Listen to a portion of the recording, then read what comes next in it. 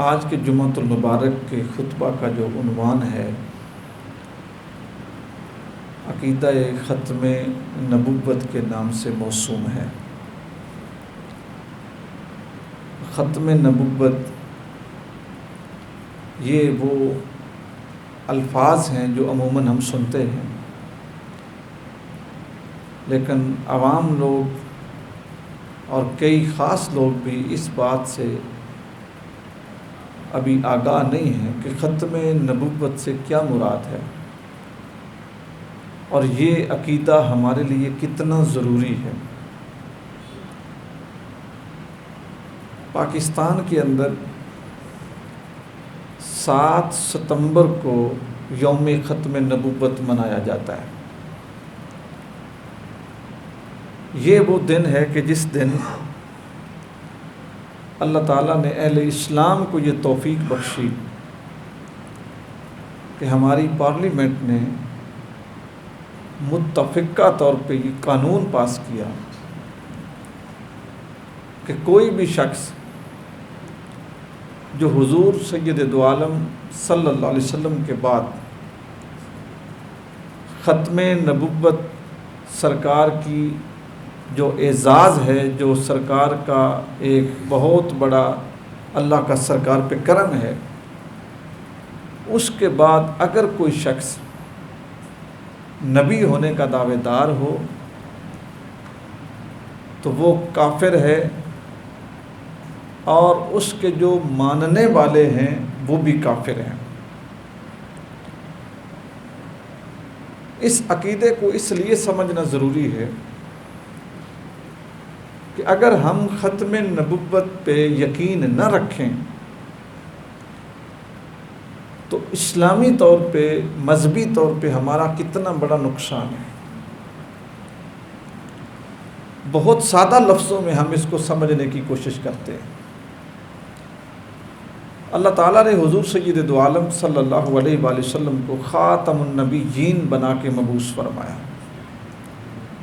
خاتم النبیین کا مطلب یہ ہے کہ اے رسول خدا صلی اللہ علیہ وسلم، آپ کی ذات پر سلسلہ نبوت ہم نے ختم کر دیا۔ آپ کے بعد کوئی نبی رسول دنیا میں نہیں آئے گا۔ آپ کی کتاب آخری ہے، آپ کا دین آخری ہے، آپ کی امت آخری ہے، اور آپ نبی آخری ہیں۔ اب قیامت تک آپ کی نبوت کا سلسلہ چلے گا، اور اس کے اوپر جو مہر تصدیق ہے قرآن نے یوں لگائی کہ اے لوگو، ما کان محمد ابا احد من رجالکم ولکن رسول اللہ وخاتم النبیین، کہ اے لوگو، محمد رسول اللہ صلی اللہ علیہ وسلم تم میں سے کسی مرد کے باپ نہیں ہے۔ مرد سے مراد بالغ مرد، جوان، بچہ نہیں۔ نبی پاک صلی اللہ علیہ وسلم کی اولاد نرینہ حضور کے ہاں بیٹے پیدا ہوئے لیکن جوان نہیں ہوئے۔ تو رجال کا جو لفظ ہے یا رجل کا جو لفظ ہے، یہ بڑے مرد یا مردوں کے لیے بولا جاتا ہے جو جوان ہوں، بالغ ہوں اور مکلف ہو جائیں شریعت کے، ان کے لیے رجال کا لفظ استعمال ہوتا ہے۔ اللہ تعالیٰ نے فرمایا ما کان محمد ابا احد من رجالکم، تم میں سے کسی شخص کے جو مرد ہے، جوان ہے، اس کے باپ محمد رسول اللہ نہیں ہیں، بلکہ اللہ کے رسول ہیں، وخاتم النبیین، اور ان پہ نبوت کا سلسلہ ختم ہے۔ اب یہ جو آیت مبارکہ نازل ہوئی، سب سے پہلے یہ سن لیں کہ اس آیت کا شان نزول کیا تھا۔ حضور سید دو عالم صلی اللہ علیہ وآلہ وسلم کے غلام تھے حضرت زید بن حارثہ۔ یہ زید بن حارثہ اپنے آبائی علاقے سے اغوا ہوئے، ان کو کچھ لوگوں نے اغوا کیا اور پھر ان کو بیچ دیا۔ یہ بکتے بکتے فروخت ہوتے ہوتے حضرت خدیجہ الکبریٰ تک پہنچے۔ ابھی ان کا نکاح رسول اللہ کے ساتھ نہیں ہوا تھا۔ نکاح ہوا تو اس وقت ان کی عمر 40 سال تھی، یہ اس سے پہلے بکتے بکتے ان تک پہنچے۔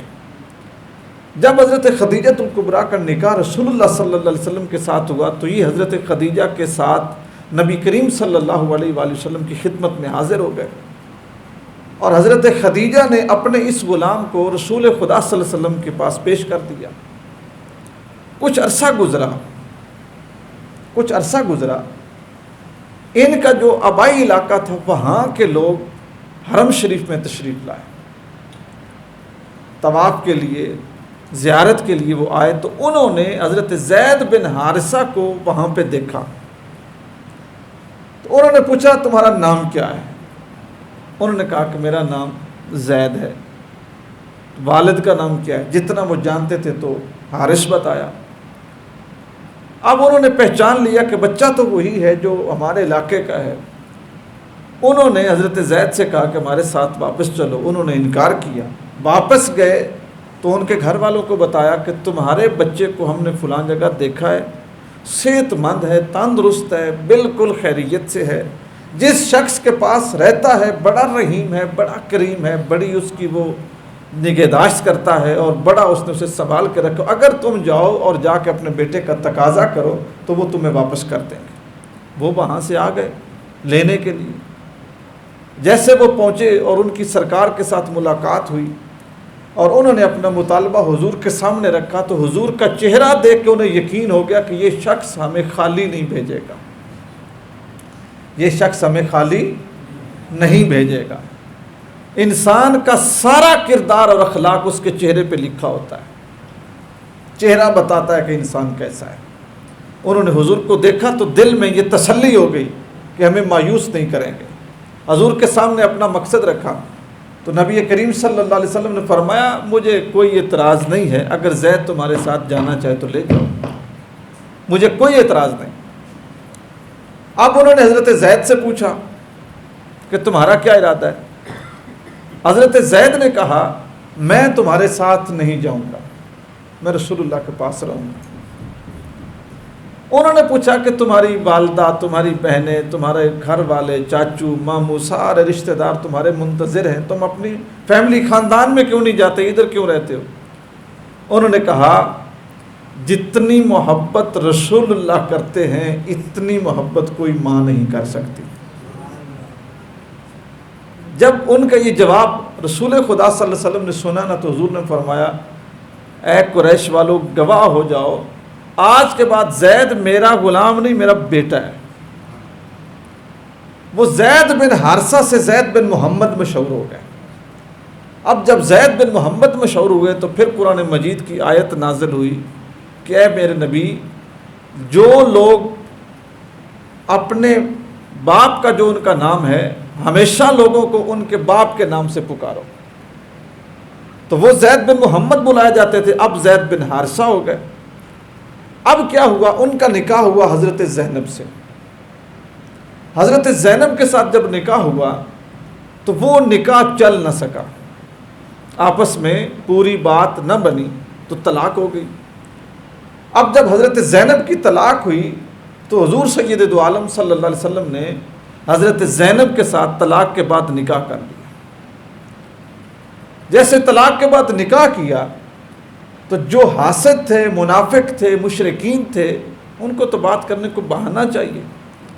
انہوں نے نبی کریم صلی اللہ علیہ وآلہ وسلم کی ذات کے اوپر یہ اعتراض چسپاں کر دیا کہ نعوذ باللہ محمد صلی اللہ علیہ وسلم نے اپنے بیٹے کی بیوی کے ساتھ نکاح کر دیا، حالانکہ وہ رسول خدا کے بیٹے تھے نہیں، غلام تھے، آئے تھے، حضور نے واپس بھیجنا چاہا، انہوں نے انکار کیا تو ان کی اس محبت کی بنیاد پہ حضور نے کہا کہ یہ میرا بیٹا ہے، لیکن پھر بھی اپنے باپ کے نام سے بلائے جاتے ہیں۔ مشرکوں نے یہ کہا کہ محمد صلی اللہ علیہ وسلم نے نعوذ باللہ اپنے بیٹے کی بیوی سے متعلقہ سے نکاح کر لیا ہے۔ اس وقت قرآن مجید کی یہ آیت نازل ہوئی کہ اے لوگو، جو جوان لوگ ہیں، بالغ مرد ہیں، بڑے مرد ہیں، ان میں سے کوئی ایک بھی ایسا نہیں ہے کہ رسول خدا صلی اللہ علیہ وسلم جس کے باپ ہوں۔ حضور کی اولاد نرینہ بچپن میں دنیا سے چلی گئی، اور نبی پاک صلی اللہ علیہ وسلم کے بیٹوں کا بچپن میں فوت ہو جانا یہ بھی حضور کی ختم نبوت پہ دلیل ہے۔ اس لیے کہ نبی پاک صلی اللہ علیہ وسلم سے پہلے کتنے انبیاء گزرے کہ نبی کا بیٹا نبی ہوا، بلکہ انبیاء خود اللہ تعالیٰ سے دعا کرتے تھے کہ یا اللہ ہمیں بیٹا نصیب فرما، اور اس دعا کا مقصد یہ تھا کہ جو نبوت ہے وہ ہماری وراثت میں چلے، کہ میرا جو وارث ہو وہ نبی ہو۔ تو بیٹے اور باپ یہ دونوں سنگتیں نسلیں پہلے چلتی آئی تھیں۔ حضرت یعقوب کے بیٹے حضرت یوسف تھے، حضرت یعقوب بھی نبی تھے، حضرت یوسف بھی نبی تھے۔ حضرت ابراہیم علیہ السلام کے بیٹے حضرت اسماعیل علیہ السلام، باپ بھی نبی تھے، بیٹا بھی نبی تھا، بلکہ دوسرے بیٹے حضرت اسحاق وہ بھی نبی تھے۔ یعنی یہ سلسلہ پہلے چلتا تھا کہ نبی کا بیٹا نبی۔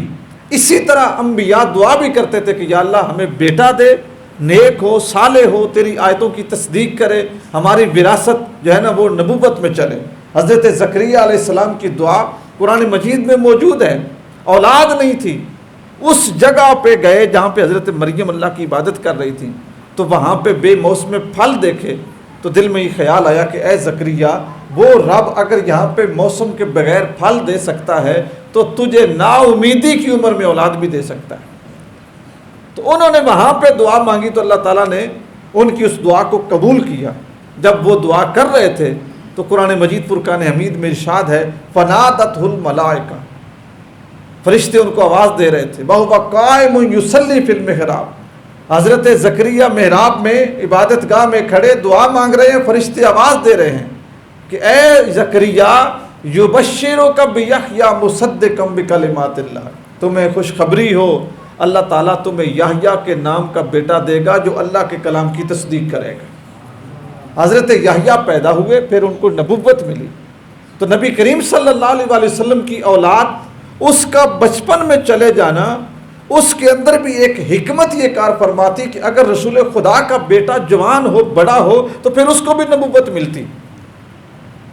بلکہ سرکار کی حدیث مبارکہ ہے، حضرت ابراہیم جو حضور کے بیٹے تھے، جو باقی بھائیوں کی نسبت ذرا بڑے ہو کے فوت ہوئے، نبی کریم صلی اللہ علیہ وسلم نے فرمایا لو آشا، اگر وہ زندہ رہتے، کان صدیقا نبیہ، سچے نبی ہوتے، بل لا نبی بعدی، لیکن میرے بعد نبی کوئی نہیں۔ اگر میرا بیٹا ابراہیم زندہ رہتا، بڑا ہوتا، تو پکا سچا نبی تھا، لیکن مجھ پہ ختم نبوت ہے، میرے بعد کوئی نبی نہیں آئے گا، بل لا نبی بعدی، اس لیے میرے اوپر نبوت کے باب کو ختم کیا گیا۔ حضور اقدس صلی اللہ علیہ وآلہ وسلم نے جو ختم نبوت کی شان ہے، اس میں ڈاکہ لگانے کے جو لوگ پیدا ہوں گے، حضور نے خود خبردار کیا تھا۔ حضور نے فرمایا تھا کہ اے میرے صحابہ، میری امت میں 20 کذاب پیدا ہوں گے۔ 20 کذاب، کذاب کا معنی کیا ہوتا ہے؟ پرلے درجے کا جھوٹا۔ اس شخص سے بڑھ کر جھوٹا کون ہو سکتا ہے جو اللہ تعالیٰ پہ جھوٹ باندھے؟ یعنی وہ یہ کہے کہ میں نبی ہوں، مجھے اللہ نے نبی بنا کے بھیجا ہے، ایسی بات ہی کوئی نہ ہو، تو دعوی نبوت کرنے والے کے لیے کذاب کا لفظ استعمال ہوا۔ فرمایا میری امت میں 20 کذاب پیدا ہوں گے جو نبوت کا دعویٰ کریں گے، لیکن میرے بعد کوئی نبی نہیں ہے۔ صحابہ کرام علیہم رضوان کو یہ بات سمجھانے کے لیے رسول خدا صلی اللہ علیہ وسلم نے کتنی خوبصورت تشبیہ ارشاد فرمائی، ایک مثال حضور نے دی۔ حضرت ابو ہریرہ رضی اللہ تعالیٰ عنہ روایت کرتے ہیں، نبی پاک صلی اللہ علیہ وسلم نے فرمایا اے ابو ہریرہ، میری مثال اور مجھ سے پہلے پیدا ہونے والے اور آنے والے نبیوں کی مثال اس عمارت کی طرح ہے جس عمارت کو بنانے والے نے بڑا خوبصورت بنایا ہو، بڑا خوبصورت بنایا ہو، بالکل سیدھی دیواریں ہوں، منقش در و دیوار ہوں، بہترین اور خوبصورت ہو، جدھر سے کوئی دیکھنے والا دیکھے تو وہ اشکار اٹھے کہ کتنی خوبصورت عمارت ہے۔ حضور مثال نبوت کی دے رہے ہیں، اور نبوت کی عمارت خوبصورت بھی کیوں نہ ہوتی کہ اس عمارت میں حضرت ابراہیم جیسے خلیل ہیں، اس عمارت میں حضرت اسماعیل جیسے ذبیح ہیں، اس عمارت میں حضرت یوسف جیسے خوبصورت ہیں، اس عمارت میں حضرت سلیمان جیسے بادشاہ ہیں، اس عمارت میں حضرت زکریا جیسے اللہ کے نام پہ اپنے آپ کو وار دینے والے ہیں، اسی عمارت میں حضرت نوح علیہ السلام جیسے درد دل رکھنے والے اللہ کے نبی ہیں، اور اسی عمارت میں حضرت ایوب جیسے صابر اللہ کے پیغمبر ہیں۔ یہ عمارت خوبصورت کیوں نہ ہوتی، اور اس کا حسن دوبالا کیوں نہ ہوتا؟ حضور نے فرمایا پوری عمارت بن گئی، دیکھنے والے دیکھتے ہیں اور واہ واہ کر اٹھتے ہیں کہ ہر اینٹ کا جو انداز ہے، جو خوبصورتی ہے وہ الگ ہے۔ فرمایا بنانے والے نے ایک جگہ پہ ایک اینٹ کی جگہ خالی رکھی۔ جب بھی کوئی دیکھنے والا آیا، جب بھی کوئی وزٹر آیا، جب بھی کسی نے مشاہدہ کیا، اس نے کہا ساری عمارت کیا خوبصورت عمارت ہے، لیکن یہ اینٹ ابھی نہیں لگی، یہ اینٹ لگ جائے تو یہ عمارت مکمل ہو جائے۔ یہ مثال دے کے حضور نے صحابہ سے فرمایا اے میرے صحابہ، جس اینٹ سے وہ عمارت مکمل ہوگی، کسر نبوت کی وہ اینٹ میں محمد مصطفیٰ ہوں۔ اللہ تعالیٰ نے مجھے نبوت دے کر نبوت کا جو محل ہے اس کی تکمیل کر دی، اب میرے بعد کوئی نبی پیدا نہیں ہوگا۔ صحابہ کرام علیہم رضوان نے حضور سید دو عالم صلی اللہ علیہ وآلہ وسلم کی ختم نبوت کے اوپر پہرا دیا، جانیں گنوائیں، جنگیں لڑیں، اور اپنے تن من دھن کے ساتھ سرکار کے ختم نبوت کا دفاع کیا۔ لیکن جیسے جیسے وقت گزرا دوستو، لوگوں کے عقیدے کمزور ہو گئے۔ میں نے ایک جگہ پہ ایک مکالمہ پڑھا اسی بات کے اوپر، یہ جس طرح سادہ لوگ بندے سادہ باتوں میں آ جاتے ہیں نا، اور جب دلیل کو نہیں بن پڑتی تو چپ ہو کے رہ جاتے ہیں۔ اور ہمیشہ میں ایک بات کرتا ہوں کہ انسان کو جس علم میں عبور ہونا اس کے اندر بحث کیا کریں، بالخصوص مذہبی علم کے اندر۔ ہمارے پاس ایک ٹکڑا ہوتا ہے نا، ایک تراشا ہوتا ہے، اس تراشے کی بنیاد پہ ہم عالم، ہم قاری، ہم محدث، ہم مفسر، ہم مترجم اور ہم مفتی سارا کچھ بن جاتے ہیں۔ ایسا کبھی نہ کریں۔ تو مکالمہ کیا ہوا کہ کوئی بزرگ تھے، تو یہ عقیدہ ختم نبوت کا ہی کیس چل رہا تھا عدالت میں۔ تو جو ہمیشہ غدار ہوتے ہیں نا، یہ شاطر بڑے ہوتے ہیں، جو رکھنے لگانے والے ہوتے ہیں، جو پیٹھ میں چھرا گھونپنے والے ہوتے ہیں، ان کے ذہن بہت شاطرانہ ہوتے ہیں۔ تو بزرگ کھڑے تھے، تو مخالف جو دعویٰ کرتا تھا نبوت کا، اس کے وکیل نے پوچھا جج کو مخاطب کر کے، کہا کہ مائی لارڈ، جو نبوت ہے اس شخص سے یہ پوچھو کہ نبوت انعام ہے کہ نہیں ہے، نبوت انعام ہے یا نہیں ہے، اللہ کا کرم ہے یا نہیں ہے؟ تو انہوں نے کہا اللہ کا انعام ہے، اللہ کا کرم ہے، اور اس سے بڑا انعام ہے ہی کوئی نہیں، اس سے بڑا کوئی اللہ کا کرم نہیں ہے، اللہ تعالیٰ کسی کو اپنا نبی بنائے۔ اب وہ کہتا ہے اگر نبوت اللہ کا انعام ہے تو پھر اللہ کا انعام تو عام کرنا چاہیے نا، ہر بندے کے پاس یہ انعام ہونا چاہیے۔ اللہ تعالیٰ نے اپنا انعام روک کے تو نہیں رکھا، ہر کے پاس ہونا چاہیے، اور انعام بھی بڑا خاص ہے، بڑا قیمتی ہے۔ اب دیکھیے ایک فقیر کا جواب، اللہ والے کا جواب، ایک ایسے شخص کا جواب کہ جس کی لو مدینے والے کے ساتھ لگی ہوئی تھی۔ انہوں نے کہا کہ جج صاحب، آپ کی جیب میں 100 روپے کا نوٹ ہے یا 1000 روپے کا، یہ 500 کا نوٹ ہے؟ کہا جی ہے، بالکل میرے پاس ہے۔ کہا نکالیے۔ انہوں نے نکالا۔ اس نے کہا یہ جو 1000 روپے، یہ 100 روپے کا نوٹ ہے، قیمتی ہے؟ جی ہے، انعام ہے، کسی کو دیں تو خوش ہوگا؟ جی ہوگا۔ تو انہوں نے کہا پھر اس کا مطلب یہ ہے کہ 100 روپے کا انعام جو قیمتی ہے، 1000 روپیہ قیمتی ہے، 500 قیمتی ہے، تو پھر ہر ورقہ پھاڑ پھاڑ کے اس کے اوپر 100 روپے کی یہ مور لگا کے ہر بندے کے پاس یہ ہونا نہیں چاہیے، لوگوں میں تقسیم کر دیں۔ بات دھیان سے سننی ہے۔ تو جج نے کیا کہا؟ اس نے کہا بزرگوں ایسا تو نہیں ہو سکتا، اس نوٹ کے خالص ہونے کے لیے ملک کے بینک کی مور ہونا ضروری ہے، مور نہیں لگے گی تو نوٹ نقلی ہوگا۔ انہوں نے کہا تیرے ایک نوٹ کو قیمتی کرنے کے لیے، کارآمد کرنے کے لیے بینک کی مور کی ضرورت ہے۔ نبوت کے منصب کو عام سمجھتے ہو، نبی بھی وہی ہوگا جس کے کاندھے کے درمیان مہر نبوت اللہ کی طرف سے لگی ہوگی۔ خدا جس کو نبی بنائے وہ نبی ہوتا ہے، جس کو ورلڈ بینک نبی بنائے وہ نبی نہیں ہوتا، جس کو IMF نبی بنائے وہ نبی نہیں ہوتا۔ جس کو فنڈنگ کر کے لوگوں میں نبی لانچ کیا جائے وہ نبی نہیں ہوتا. نبی وہ ہے جس کی نبوت کی گواہی اللہ دے, اللہ کے فرشتے دیں, اللہ کی کتابیں دیں, اور جو زمین پہ بیٹھ کے بندوں کو اللہ کے ساتھ جوڑ دے اسے نبی کہتے ہیں. بر صغیر میں کئی نبوت کے دعوے دار پیدا ہوئے, جن میں سب سے بڑا لعین مرزا غلام احمد قادیانی تھا. واصل جہنم ہوا. آج تک اس کے پیروکاروں نے اہل پاکستان کو جو ہے نا وہ ناکوں چنے چبوائے ہوئے ہیں. ہمارے سادہ لوگ بندے, کیونکہ میں نے پہلے کہا کہ یہ لوگ پلانٹ کیے جاتے ہیں, ٹھوسے جاتے ہیں, اس لیے کہ امت کا شرازہ بکھرے. لوگ کہیں ہمارا یہ نبی ہے, تمہارا وہ نبی, ہمارا نبی نزدیک, تمہارا نبی دور. ایسے ایسے یہ شگوفے چھوڑ کے لوگوں کو رسول اللہ صلی اللہ علیہ وسلم کی ذات سے متنفر کیا جاتا ہے. آپ حیران ہو جائیں گے اس حد تک یہود و نصارہ نے سازشیں کی کہ ہمارے کئی جوان جس وقت وہ پاکستان سے نکلتے ہیں نا, آج کل تو کسی کا بس نہیں چل رہا ورنہ سارے ہی نکل جائیں, تو اگر ان کے پاسپورٹ پہ ان سے پوچھا جائے کہ تم کیوں جا رہے ہو, تو وہ یہ تک لکھنے کو تیار ہیں کہ ہم قادیانی ہیں, مرزا غلام احمد کو مانتے ہیں, ہمارے عبادت گاہیں یہاں پہ محفوظ نہیں ہیں, ہمیں نماز نہیں پڑھنے دیتے, ہمیں اذان نہیں دینے دیتے, مذہبی آزادی حاصل نہیں ہے. یہاں تک ہمارے مسلمان اپنے پاسپورٹ پہ تبدیلی کر کے یہاں سے نکل رہے ہیں. لالچ کس نے دیا؟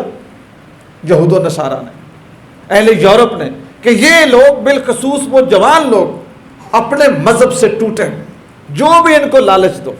اقبال نے یہی بات فرمائی نا کہ یہ فاقہ کش جو موت سے ڈرتا نہیں ذرا, یعنی یہ بھوکے مسلمان اپنے نبی کے نام پہ جان نچھاور کر دیتے ہیں.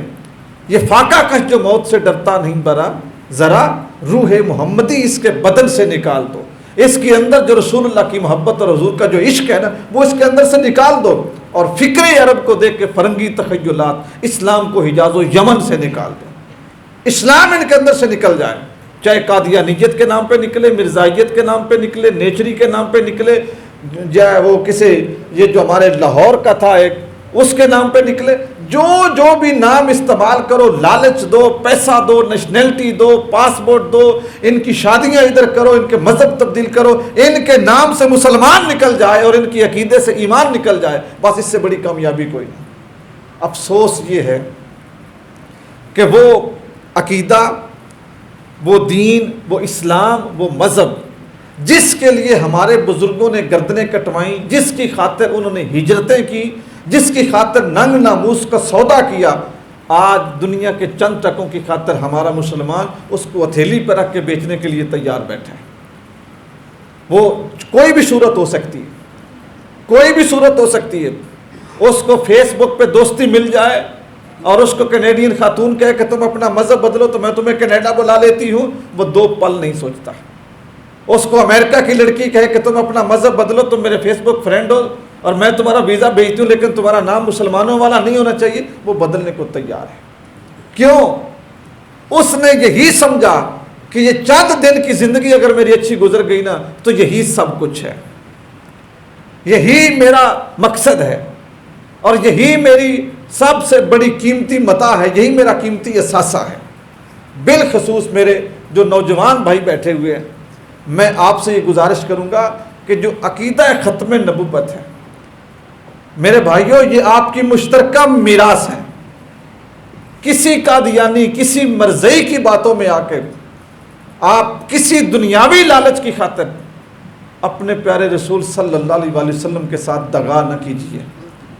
تمہارا سب سے بڑا اعزاز یہ ہے کہ تم امت محمد مصطفیٰ ہو, اور تمہیں قرآن نے کہا ہے کنتم خیر امہ, اے میرے محمد کا کلمہ پڑھنے والو تم ساری امتوں سے افضل امت ہو. جو معاشی کمزوری ہے نا محنت کرو گے دور ہو جائے گی, جو فائنینشلی پرابلم ہے نا کچھ نہ کچھ لرننگ کرو گے دور ہو جائے گی. کھانا دانا انسان کا چلے ہی رہتا ہے, لیکن یہ رشتہ اگر ٹوٹ گیا نا, جو آپ کا رشتہ محمد مصطفیٰ کے ساتھ ہے, جو آپ کا رشتہ اپنے رسول کریم صلی اللہ علیہ وسلم کے ساتھ ہے, وہ حافظ مظہر الدین مظہر کا غالباً ایک شعر ہے کہ کتنی تسکین میسر ہے تیرے نام کے ساتھ, نیند کانٹوں پہ بھی آ جاتی ہے آرام کے ساتھ. یہ تو ہمارے نبی کا جو نام ہے, یہ تو کوئی ہم سے پوچھے نا کہ اس میں ہمیں کتنی لذت ہے. چہ جائے کہ ہم اپنے نام کے ساتھ محمدی کی جگہ قادیانی لکھیں، مرزئی لکھیں، دوستو کبھی بھی اس سودے کا شکار نہ ہونا. دنیا گزر جائے گی، گزر رہی ہے. اپنا دامن اپنے نبی کے ساتھ پختہ رکھیں. اپنے جو دل کی شمع ہے نا، اور اپنے جو دل کا زاویہ ہے اور جو دل کا کمپاس ہے، اس کی جو سمت ہے نا، وہ مدینے والے کی طرف رکھیں. ہر حال میں اپنے نبی کو یاد رکھیں، ہر حال میں اپنے رسول کو اپنے پیش نظر رکھیں، اور یہ خیال رہے کہ میں دنیا میں جہاں پر بھی ہوں میرے نبی مجھے دیکھ رہے ہیں.